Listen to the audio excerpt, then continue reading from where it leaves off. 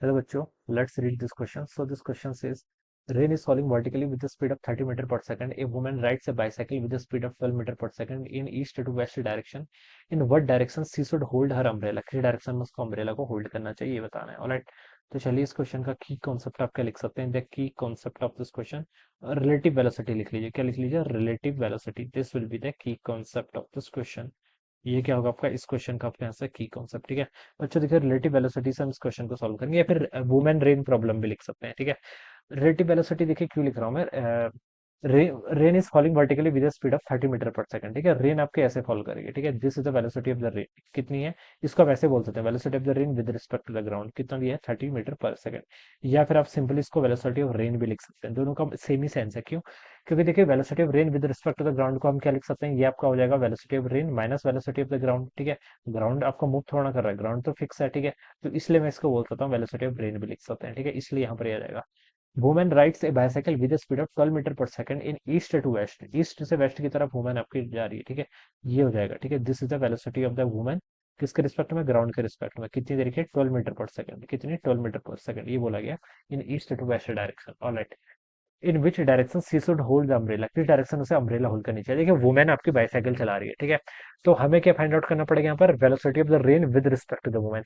Women के respect में rain किस डायरेक्शन में आ रही है, पहले तो हमें ये फाइंड आउट करना पड़ेगा. जिस डायरेक्शन में आएगी उसी के अलावा उसे क्या करना पड़ेगा, अम्ब्रेला को होल्ड करना पड़ेगा. ठीक है, तो हम यहाँ पर फाइंड आउट क्या करेंगे, velocity of the rain with respect to the women. ठीक है, वुमेन के रिस्पेक्ट में, यानी कि आपको V R minus V W ये लिख सकते हैं इसको. ठीक है, अब बच्चों देखिए कितना होगा, रेन की वेलोसिटी आपकी ऐसे लिख लीजिए. देखिए बच्चों, ये आपका देखिए रेन में आपको क्या करना है, वेल वुमेन की वेलोसिटी को सब्ट्रैक्ट करना है, या फिर आप इसको ऐसे बोल सकते हैं रेन की वेलोसिटी में आप वुमेन की वेलोसिटी को उल्टा करके ऐड कर दो. ठीक है, कहने का क्या मतलब है मेरा, रेन की वेलोसिटी ये है, this is the velocity of the rain. ठीक है, वुमेन की वेलोसिटी को उल्टा करके जोड़ दो. वुमेन की वेलोसिटी इस डायरेक्शन में है, किस डायरेक्शन में, टुवर्ड्स ईस्ट टू वेस्ट. ठीक है, उल्टा करेंगे तो वेस्ट टू ईस्ट हो जाएगी, ये हो जाएगी. दिस इज द, ये आपका हो जाएगा. ठीक है, this is the velocity of the, minus हो जाएगा ना, तो अब मैं इन दोनों को ऐड करूंगा तो ये आ जाएगी.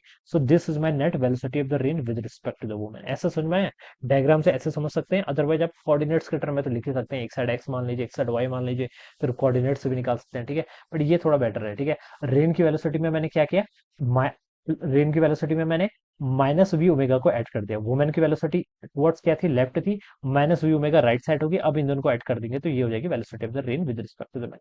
तो रेन देखिए ऐसी आती हुई दिखाई देगी, इस डायरेक्शन में उसको, वुमेन को रेन आती हुई दिखाई देगी. ठीक है, अब उसका अम्ब्रेला ऐसे लगाना पड़ेगा फिर अपना, इससे बचने के लिए. This will be the direction of the umbrella. Alright, अब हमें ये एंगल बताना है, तो देखिए अब ये एंगल फाइंड आउट कर लीजिए. लेट ये एंगल थीटा है, तो ये एंगल भी कितना होगा आपका, थीटा के इक्वल. ठीक है, अब बस वैल्यूज आपको यहाँ पर पुट करनी है बच्चों. ठीक है, रेन की वेलोसिटी कितनी थी आपकी, 30 मीटर. तो रेन तो ये है, तो ये साइड आपकी 30 मीटर पर सेकंड है. ठीक है, और क्या आपकी वुमेन की वेलोसिटी आपकी 12 मीटर थी, 12 मीटर पर सेकंड. तो बस आप फाइंड आउट कर लीजिए, ये एंगल फाइंड आउट कर लीजिए बेसिकली. ठीक है, ये 12 के इक्वल है, तो टेन थीटा लगा लीजिए. टेन थीटा कितना होगा, परपेंडिकुलर अपॉन बेस. परपेंडिकुलर 12 है, बेस कितना 30. ठीक है, तो यहाँ से आप 6 से इसको डिवाइड करेंगे तो 6 2 जा 12, 6 5 जा 30.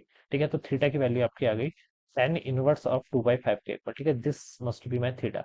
और थीटा किसके साथ बना रहा है, विद वर्टिकल, वर्टिकल के साथ जो एंगल बन रहा है. ठीक है, तो रेन देखिए आपकी, मतलब जो अम्ब्रेला है, अम्ब्रेला को कितने एंगल में लगाना पड़ेगा, वर्टिकल के साथ आपका tan इनवर्स 2/5 के इक्वल. ठीक है, ए ऑप्शन पे देखिए क्या लिखा है, at an angle of tan inverse 2/5 with vertical towards the east, east की तरफ. ठीक है, देखिए ये डायरेक्शन आपकी ईस्ट है, ये आपकी वेस्ट है. ठीक है, तो ये रॉन्ग हो जाएगा, ईस्ट नहीं वेस्ट की तरफ है, तो ये तो रॉन्ग है.